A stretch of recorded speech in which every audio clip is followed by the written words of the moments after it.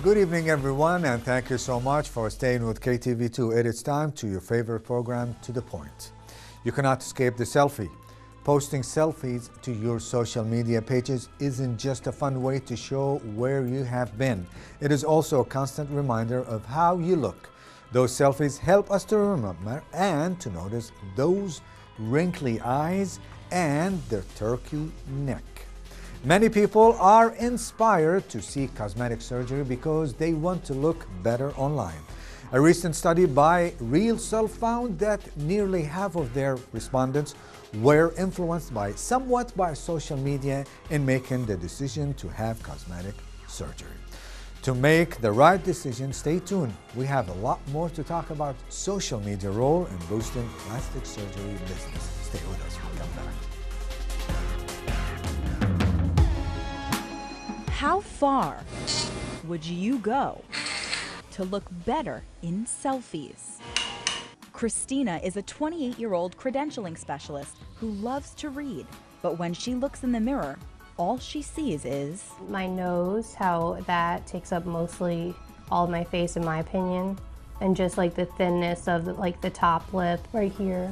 How it hangs over, makes my chin even bigger. And Gianna is a 16-year-old South Brunswick high school student. I hate my nose. I'm sitting here talking to you and tears in your eyes, but I'm looking at a beautiful girl. Thank you. I mean, but when you look in the mirror, you don't see that. Within a week of each other, both Gianna and Christina got nose jobs. Christina also got lip injections and liposuction. They say selfies and social media played a major role in deciding to go under the knife. People would take pictures from the side and zoom in and then screenshot and be like wow, your nose is really big, or the bump on it. How did that make you feel? I'd actually cry. The whole selfie thing, you see yourself all the time oh my God, and then you see everybody else, how they look almost perfect. It kind of makes you think about it more than you would normally. Many doctors say social media has changed the plastic surgery landscape. Dr. Sam Risk, who's Gianna's doctor and the director of Manhattan Facial Plastic Surgery, says it's put an emphasis on the face and how people appear in pictures. They'll come in and they'll take their phone and they'll angle it a certain way to minimize various unattractive facial features. They know how to do it. Even teenagers know how to do it. So I think they're more focused on their features that bother them. But he says selfies can be deceiving. Selfies are not 100% accurate because of the angle that they're using. So for girls who are comparing themselves to other girls online who are taking selfies, it's not necessarily reality? It's not necessarily reality. According to the American Academy of Facial Plastic and Reconstructive Surgery, the face of plastic surgery is getting younger. The Academy says 64% of facial plastic surgeon members saw an increase in cosmetic surgery or injectable treatments in patients under 30 because of social media and selfies. And even though Gianna is 16, her father says he had no reservations about letting her undergo the procedure. I could tell when she was saying her self-esteem, I didn't want her to have issues growing up. As she got older, so, I don't know, I felt bad for her. Both Gianna and Christina decided to make a change. 1010wins.com was inside the operating rooms during their transformations. Millimeter by millimeter, just really, really nice and smooth. So right now you're filing down the cartilage? Yes. We'll shape the tip of her nose and then we'll cut the bones. I'm going to go in and file this down a little bit right here. You can see the profile is nice and smooth. Her profile really looks super. In just a few hours, Gianna and Christina were ready to go home, relieved and excited to see the results. Yeah, I feel good. Are you happy you did this? You feel good about it? 100%. Are you ready for that selfie? Yeah. The doctors say both girls can get back to normal life in 3 to 6 weeks, but that didn't stop them from snapping those selfies just days later.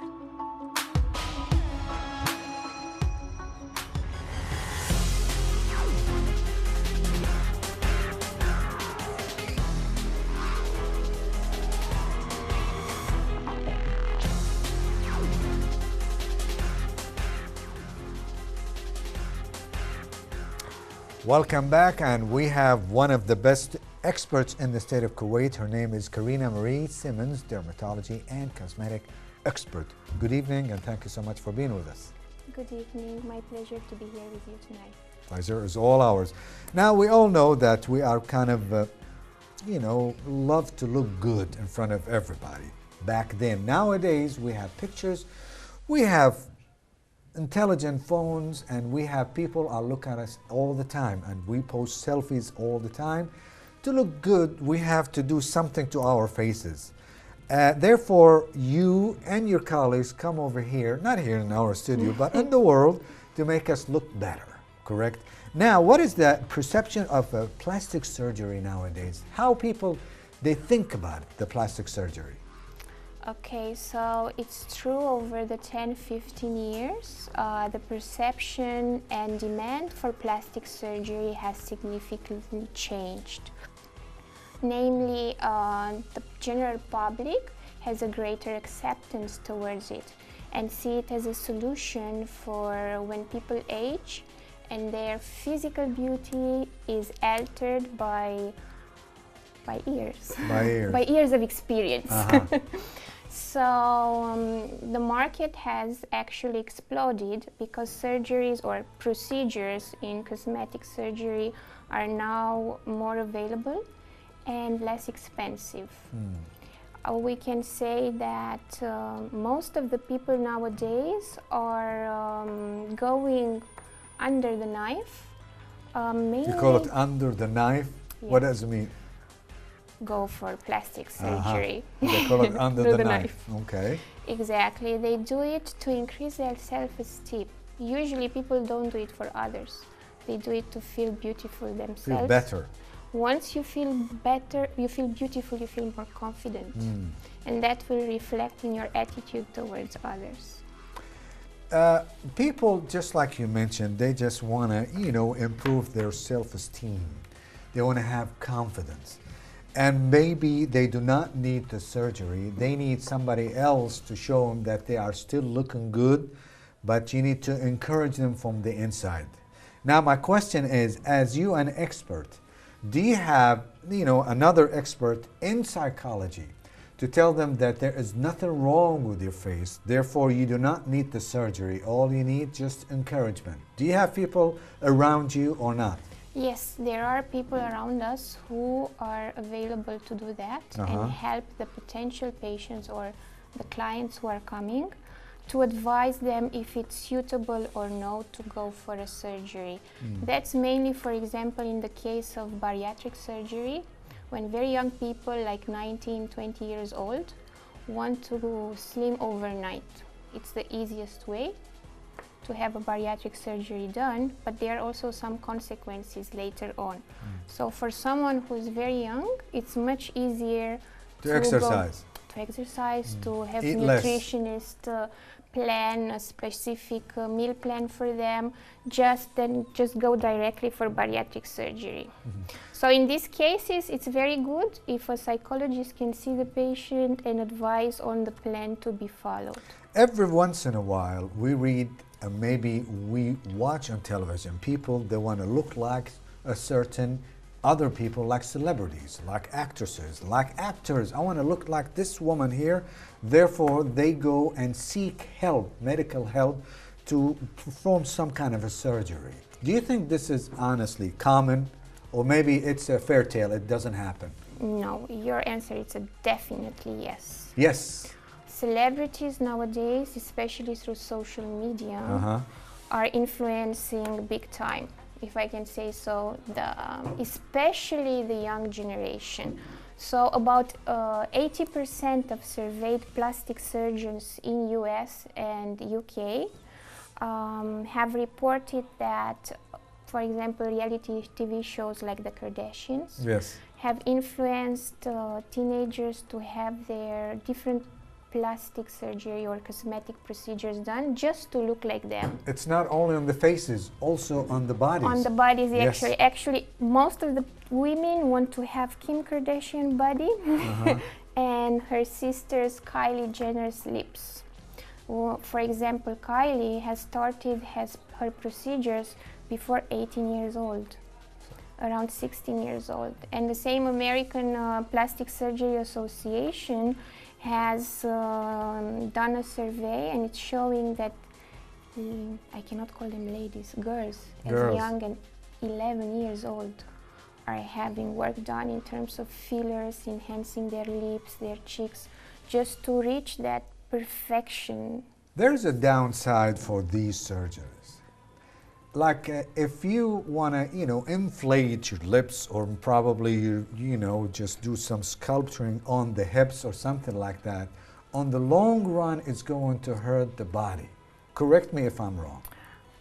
It also depends on the situation. First of all, you have to choose your plastic surgeon very carefully, and the place where, the hospital where the procedure will be performed.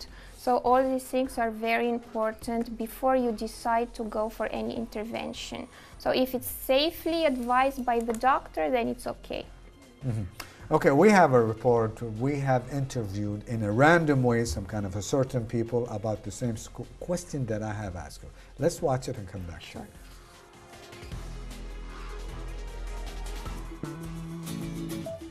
I think there is a great directing for brainwashing for surgical plastic surgeries, because when you open Facebook, when you open any media, you will find that marketing, you have a lot of marketing for clinics, for beauty clinics, so people affect the visual things, so they like to try. وتأثير وسائل التواصل الاجتماعي على عمليات التجميل طبعا في زيادة صارت لسبب واحد، لأنه صار في سوء استخدام لوسائل التواصل من قبل بعض الشخصيات اللي صارت لها سيطرة وهيمنة على الناس مع الأسف بشكل سلبي صار. فحابين أن احنا نحد من هالظاهرة، نحاول نتكاتف ونتعاون بحيث نحل هالمشكلة هذه. طبعا رأينا بالنسبة لموضوع العمليات التجميل اللي منتشرة حاليا كتير بالخليج وبالكويت بشكل عام، من وراء تأثير موضوع الانترنت والانستغرام، صراحة بطريقة لا واعية عم بيصير، لدرجة انه لجميع الاعمار واللي مو محتاج. في بنات انا اعرف بنات عمر 16 17 18، وحرام اللي عم بيصير هذا بطريقة اوفر وغير مقبولة بشكل بالمرة، لدرجة انه للأسف البنات والستات ما عم بيشعروا انه عم يفقدوا روحهم بهالموضوع هذا. اوكي بشكل مبسط او بسيط اوكي، بس كل شيء اوفر وزاد عن حده ما إلى لزوم، ما إلى لزوم. وللاسف صاروا حتى الشباب رجال بالاونه الاخيره يتجهوا بعض الشباب على هالموضوع هذا، وهي نفس الشيء ما إلها لزوم. طبعا اثر وقت تنزلي انت عمليه التجميل عن طريق الفيس ويشوفوها ظابطه لعمليه التجميل، فاجباري كل العالم رح تتشجع تشتري هالمنتج وتتشجع تعمل عمليات التجميل، خاصه هلا وقت الحالي في مثلا كثير نساء مشى عندها مثلا انفها مش جميل، اجباري هلا عم بتشوف انه عم بيصير انفها بالتجميل عم بيصير احلى اكثر، اجباري بدها تعمل تتشجع وتعمل تظبط هالانف من خلالها. كثير عالم سووها وكثير عالم ضبطت عمليات التجميل، حتى بالنسبة للمكياجات كثير حلوة، ووقت بيكون في إضاءة وإطلالات كثير حلوة بالنسبة للمكياج، إجباري كل رح يشتري ورح يتشجع يجيب هالشغلات هاي. التواصل الاجتماعي ضيع أو خرب وايد أمور طبعا، مو بس العمليات والشغلات هذه، حتى أثر على الأطفال والأمور هذه كلها، لدرجة أن حتى الطفل قام يشوف أمه وأهله والناس اللي حواليه اليوم بالمستشفى ليش مغير، ثاني بعد فتره يلقى ان امه متغير عليه، بخصوص شنو؟ بخصوص انه والله هذه لحقت الفاشينيستا الفلانيه او الشخص الفلاني او الدكتور الفلاني، وما ما فكر الدكتور او هذا ان ممكن الشيء هذا ياثر على الام او على الابو. طبعا صار الموضوع مو بس حق الحريم، حق الرجال صار بعد نفس الشيء. والله السوشيال ميديا يا اخويا بتاثر كتير على البنات اليومين دول، كله بيتابع على عمليات تجميل زياده او بيقللوا في عمليات تجميل، في منها اللي بيبقى مضر بزياده للبشره او لجسم الواحد، وفي منها اللي كويس بيبقى استثنائي. بس السوشيال ميديا بقت كله شغال على السوشيال ميديا دلوقتي، سواء انستجرام سواء فيسبوك سواء تويتر، فهي يعتبر 75% من الحياه شغال على السوشيال ميديا.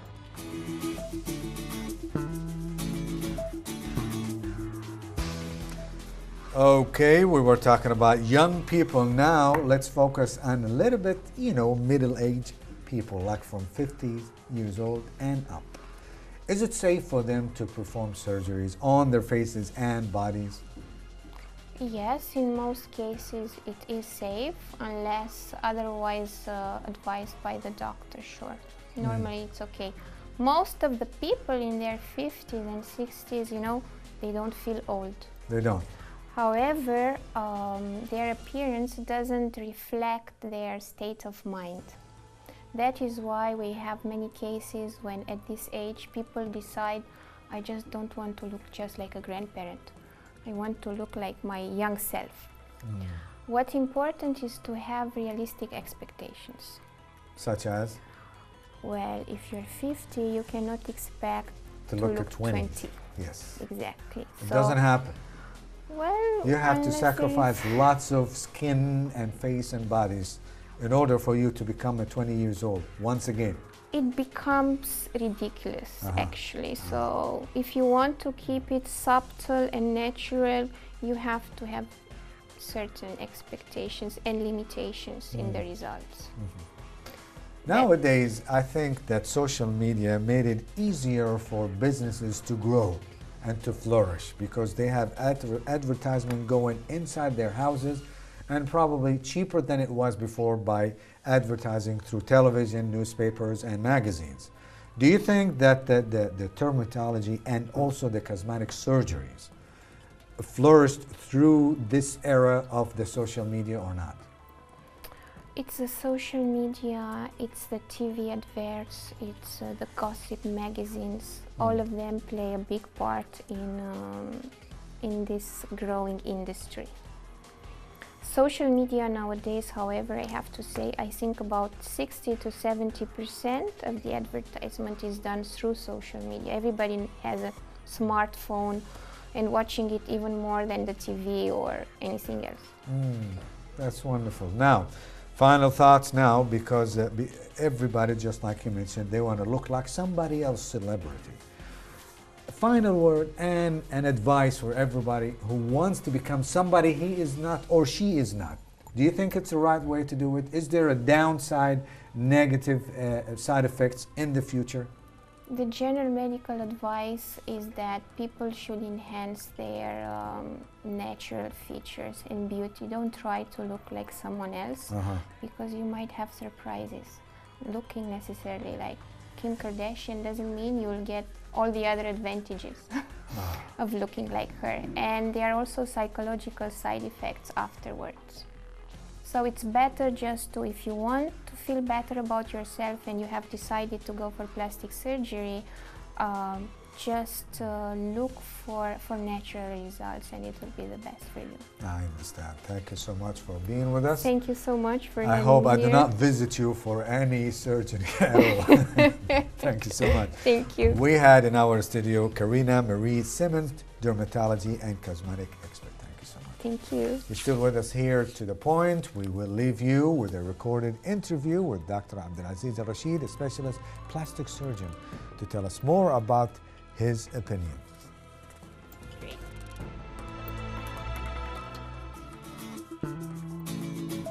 Social media today plays a big role in affecting the decision of the two of us, the patient and the doctor. Making the patient choose usually the wrong person and making the doctor choosing the wrong patient. Social media today, because it's a part of passing a message, uncontrolled message, reality. Today it's our obligation as a doctors to say to the whole population that you should follow regularities in this information. I'm facing on a daily basis these problems of patients coming to my clinics and passing to me, asking me questions that I never heard about, and thinking about some medical modalities of treatment, and this is not reality has been there.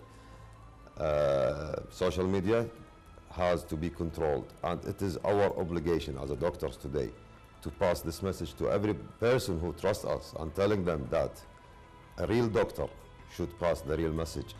And by the end, plastic surgery is a medical field. It's never been as just an aesthetic or it's as another field. It is a medical field, and what we offer to our patient is a medical treatment by all it means. So this is very important. Well, actually, it is a tool, believe it or not. Today, if we refuse social media, we're gonna not live about marketing. Today, marketing doesn't depend reality only on newspaper, on advertisement, but social media does play a role. Social media has been passed by all generations. Young children, my daughter, She's 5 years old. She's living on social media.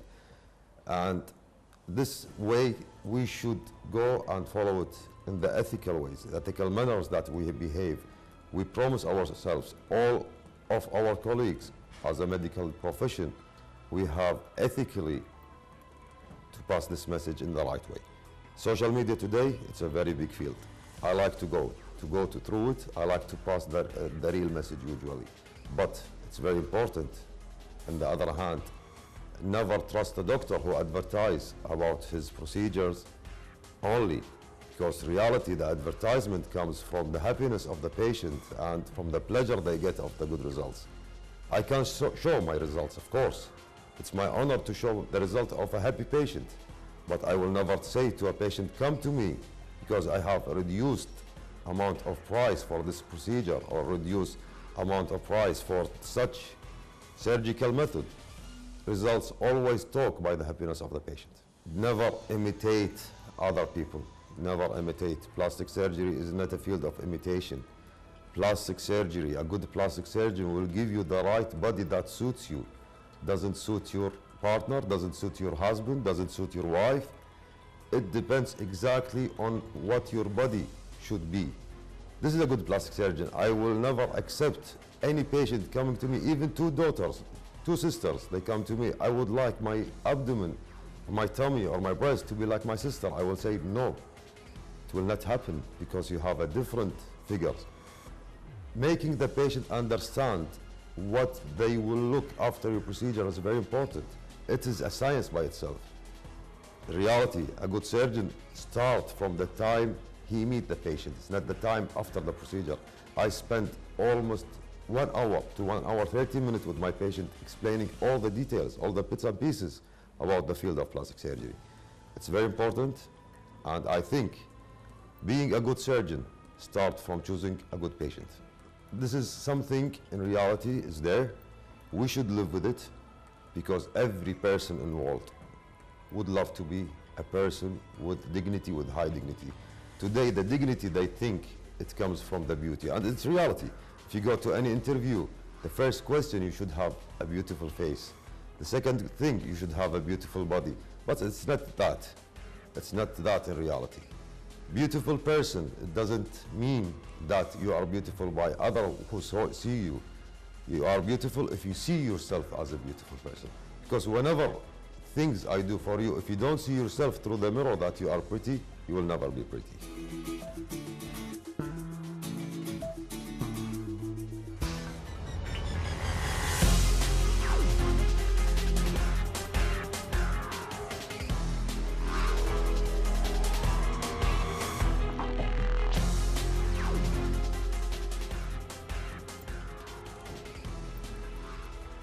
Welcome back, and to our next guest, Dr. Adnan Al-Sharti, Psychotherapy Department of Psychology, Kuwait University. Thank you so much, Doctor, for being with us. Thank you for inviting me. It's a pleasure.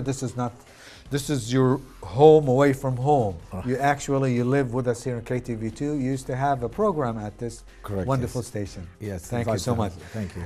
Previously, we had a guest, and we were talking about cosmetic, plastic surgery and stuff like that, and what's on the long run, is it good or bad, is it poisonous for your body, something like that. But in your own opinion, does cosmetic surgery really make people feel and look better?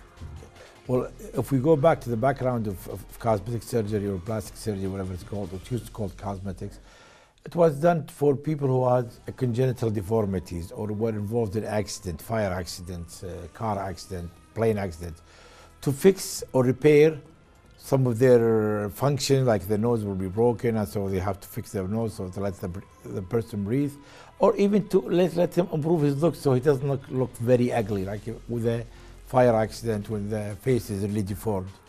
The second stage, we see plastic surgery done with people who are terminally ill, like cancer patient, who lose their hair. They might have a transplant of the hair to bring back the hair to the body, or that the surgery have made a big lump in the shoulder or the breast or whatever area. So they do a plastic surgery for that area. So that was an acceptable operation.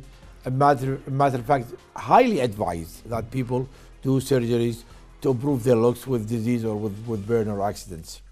Right now, what we see is a beauty attraction. We really want to look the best. Beauty not anymore an endless process. It's unlimited. I want to look more beautiful. How beautiful I want to look? I want to look more beautiful. And here comes the addiction. Right, correct, yes. Here comes the addiction, and you want to look better than the person that you want to imitate, look like him or her. Usually in the European and in the insurance world, where there's a lot of insurance to cover those surgeries, they advise patients go to see a psychologist to make sure that, that's the first step before you go to any surgery. I know. Do you really need it? For example, a lot of people, you'd be surprised, a lot of people do plastic surgery after a major psychological depression they pass through, like let's say somebody dies very high, they got divorced, so they think they got divorced, or the person who died, they want another look. You know, they're depressed, so they trying to find what's wrong with them and trying to fix it.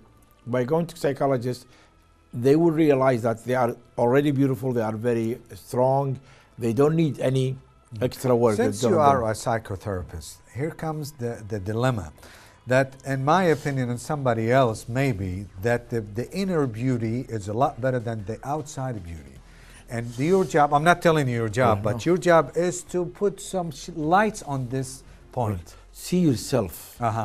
You'd be surprised when I ask someone to stand by the mirror. Look at the mirror, look at yourself, naturally. Okay? What do you see? Well, the first thing, they look how ugly they are. That's what's the first bad thing. things. Our purpose to let them see what's inside them, how beautiful they are, how much their accomplishment, how much their achievement. Not to put a high pressure or high value on the bad side of their life, but to put a high value on the good side of their lives. And it does help. A lot of people, they have a big nose or small eyes, whatever it's, they want to usually chin, nose, you know, along that line. Or they a turkey neck. Yeah, you know, this is new, turkey neck. Yeah, they wanted to, well, I forgot what they call. They have a special name for it in Arabic also. Okay. Double chin. Whatever. Something like that. Yeah, whatever it is. Wait a second, what's wrong with that? Okay. I think we are advised usually, do I want to look like Nancy Ajram or Haifa Wahbi? They are singers. These are Lebanese actresses. Okay. You could not look like them. Probably they are beautiful, okay, but you do not have the background in your face, in your face complexion. They have their own surgeries too. They still have. I know. They're still doing it. They're still doing it. Okay. Nowadays, in your profession, doctor, social media and the addiction to social media, I believe that they boost up these kind of operations. What do you think? Oh yeah, most people who want to do plastic surgery, they go into more social media. They ask, I want to do surgery about that. Who is the best doctor? Where should I go? They ask a lot of questions, trying to find the solutions between themselves and the social media. Hopefully the social media will give them a boost. Usually, a lot of times, social media encourages surgery. Okay, I did surgery and I was really successful. People who did not do surgery, usually they do not enter social media. They do not answer the question. Only a few people who want to do it and they, withdrew.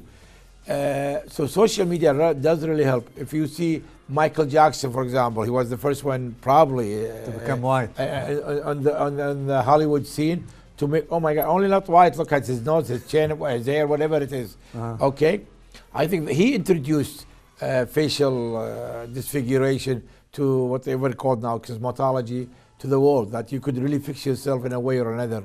You could change yourself in a way or another.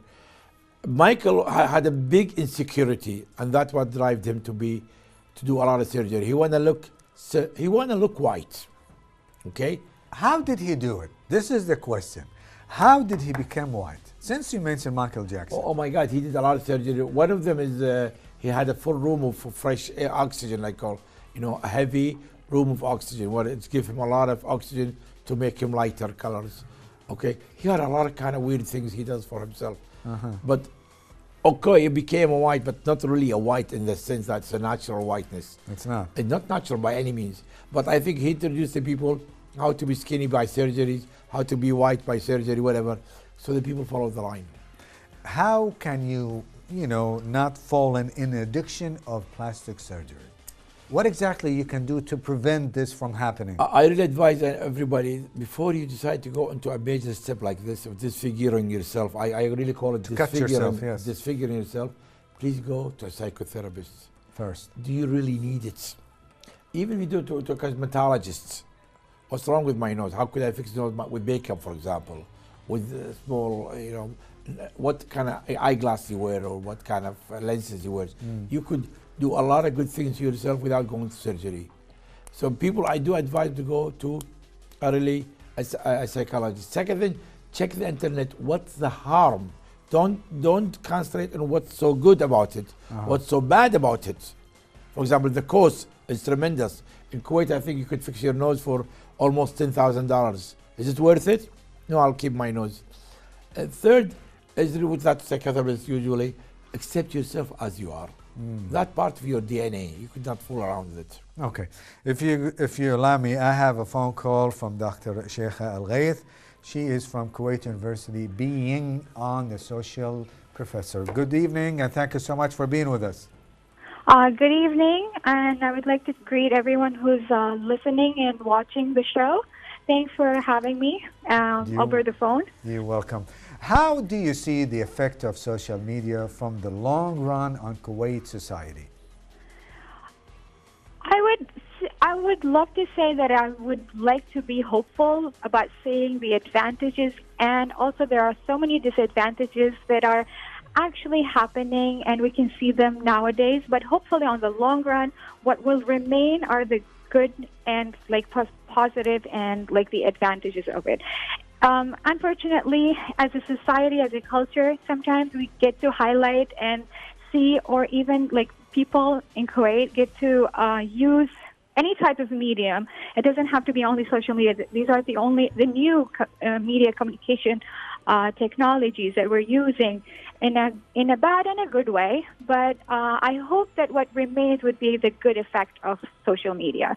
So, I mean, if we can talk about the positive effects of social media in general, I think that it helped women a lot in opening businesses and stuff. So it kind of became a platform for them to use so that they can actually market the businesses that they own. But at the same time, there are a lot of disadvantages that are they're associated with the use of social media. Okay, wonderful. So we are almost out of time. I have one final question for you. 85% of people who have cosmetic surgery are women. As women activists, how do you see plastic surgery business portray women? I think the projection is it's emphasizing the beauty, how beautiful you should be. So it's increasing how beautiful you should be and accepted socially and culturally. So I think it is definitely affecting the image that the women want to be in Kuwait. I think there's an obsession of how you should look and how pretty you're expected to look in such photos that you post in your social media platforms. So I think there's a lot of pressure that the ladies and the women are feeling that they have to look good and pretty for the photos they actually post. But honestly, nowadays, men are competing with women to look a lot better than the women themselves. It is so true. What do you think? What is it? This is a new trend, or what's going on? I think it goes back to the same idea, which is the obsession of looking attractive. You're posting a lot of photos. Most of the most used social media types are actually the ones which have the picture and photo features in them, like Instagram or Snapchat. So they actually focus on showing and portraying or projecting yourself in a certain way. And a lot of people, just your followers, your friends who are actually supporting or posting or liking the photos, are also encouraging. If you see the more beautiful you look, or the more attractive, or you're posing, or how you pose in your photos, they're also liking such kind of image that you have to be attractive. So not only the person who's actually posting, but also the encouragement comes from the society, the people and the friends and all the people in the society were like encouraging that this is how you should be projected in such platforms of social Dr. media. Sheikha, thank you so much for the intervention. Looking forward to talking to you in person.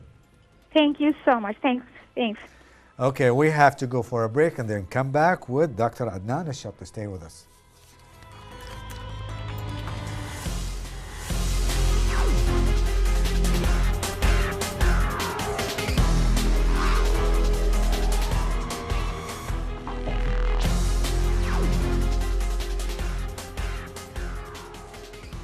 As we promised you, we're still with us here in the studio, Dr. Adnan Al-Shabti. He's a psychotherapist and also he's a faculty member of the College of Social Science Department of Psychology, Kuwait University. Somehow, somewhere, people, you know, like you mentioned, they would love to boost their own self-esteem. They want to look better. Therefore, they want to feel confident and gain beautiness from within. But somehow, somewhere, something goes wrong. And it might lead to suicide. It failed somehow. Oh, I don't look good. Oh, something went wrong, so I'm not going to live, something like that. We have what we call body dysphoric disorders, which people think they are ugly, they need surgery. Well, people around them tell them, no, you are beautiful, you really look nice, you look attractive, you look very normal, whatever. They don't believe people, they don't trust people. They don't. They usually get isolated more. They isolate themselves more because the difference of opinion, you go on a 20 years old kids want to go do more surgery. Her parents said, no, you look fine. She thinks that her parents are complimenting her rather than really being realistic with her. The more she get isolated, the more she get preoccupied with her looks, her body, her nose, whatever, the more isolated she is. Until she reached a degree, and that happened in the United States, that she is not up to the standard of her beauty. She had certain scale that she want to reach, but she doesn't know where is that scale. So as she pushed herself towards that scale, towards that line, to that red line, which she could not reach it because it's an imaginative line, she started hurting herself. She started hating herself. Now, this one here, when you lose faith. Correct. Faith in God and in yourself. In yourself, definitely, yeah. Okay. And here you come as a psychotherapist to encourage her to do otherwise. All right. What we do, we reverse the page, I guess. We tell, don't look outside, look inside of yourself first. And if we relaxed her for a while, and within her mental, not a mental ability, her emotional abilities, then we'll go out to accepting her looks to everybody else. Okay? We'll really try to convince her eventually, not by her mind, rather by her emotion. If we could work on her emotion really good, we'll get her out of that stage of the hurting herself stage. Doctor, what about social media? It plays a negative role. Oh my God. Doesn't it? Oh yeah, it promotes cosmopolity. It's become a competition in social media, either between the profession themselves, I'll give you the best price, I'll give you the best results, whatever, or between people, look how attractive I became when I did my nose, how good I looked when I did that or that. They do not accept their fact. For example, this is a very human nature. A lot of people, when they get old, they get gray hair, and they want to color it black, and they insist on looking black.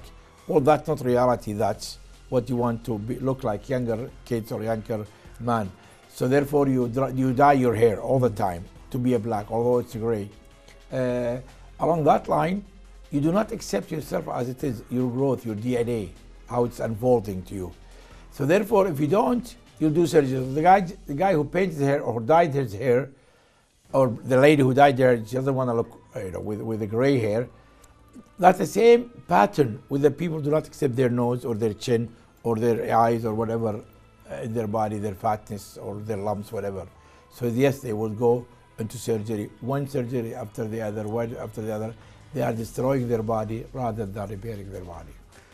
I have read once, maybe in about 3 weeks ago, that somebody is blaming an actress that she had a surgery and somehow something went wrong and she could die in about a month or two.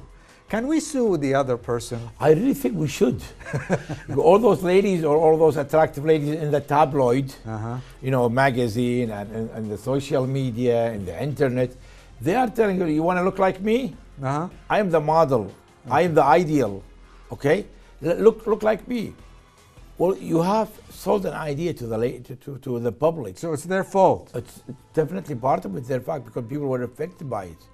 Do you think that the judge will rule against the celebrity? I don't know in Kuwait or the Middle East if they do or not. But in the United States, there is a really good possibility, just like what they did to the cigarettes. Cigarettes. Yeah. Back in the States. Oh, yeah. They blamed billions. Billions of dollars. Against Marlboro and other companies because they were causing cancer. So it could be. So everybody loves. Go ahead. You want to say something? Yeah, 3 weeks ago or 4 weeks ago, the WhatsApp video, which YouTube was published very highly about a surgeon here in Kuwait who was doing a surgery and was promoting it on the videotape. That was a big, issue in Kuwait. Should he really promote himself by presenting other people in nude-like? Social media nowadays, it's just like the granddaddy of every entertainment in the world. Right. And people are hooked on it. They're junkies. They become addicted to it. Right. From your own perspective and your own experts, what exactly we need to do to cut down on following everybody on social media? What exactly we need to do? You could, it depends on the age. For them, people under 25 years old, you probably won't be able to get success with them as much as with the 45 or 50 or less than 10 years old. First, don't get used to children. If your son is 8 years old and he has an iPad and he's spending 8 and 10 hours on the iPad, you could bet your life that when he's 20, he's gonna spend another 10 hours on his iPhone, whatever it is. It's an addiction. He could not live. I know kids who have not studied in college, stayed home, because they are hooked in the internet, social media and all of that. They could not live games and so on. So if your son early stage really spent so much time, he become addicted and he'll go on with the same behavior for a long time. Unless we do it. Addiction is a behavior, just like you're drinking alcohol. Okay, once you get addicted, you really keep going that behavior for a long time. It runs in the system inside your blood and everything. You could not get rid of it easily. And you need a rehab center to get rid of it. True. I know. I know there's a lot of rehab centers now in the States. They handle social media addiction. They handle kids who are really hooked on the iPad. I could not leave it for an hour or 2 hours a day. The parents send them to those centers to teach them how to get rid of those behaviors. Probably in the West, like United States and Europe and etc., their society is kind of wide open society. And they have no limitations to their own cultural or habits or something like that. No custom, no traditions. Yeah. But here in the Middle East, and specifically in the GCC area, people here kind of, inside the society. Everything you want to do, it's under scrutiny. You cannot do this, you could do that. It's not only religiously, it's also habits and traditions.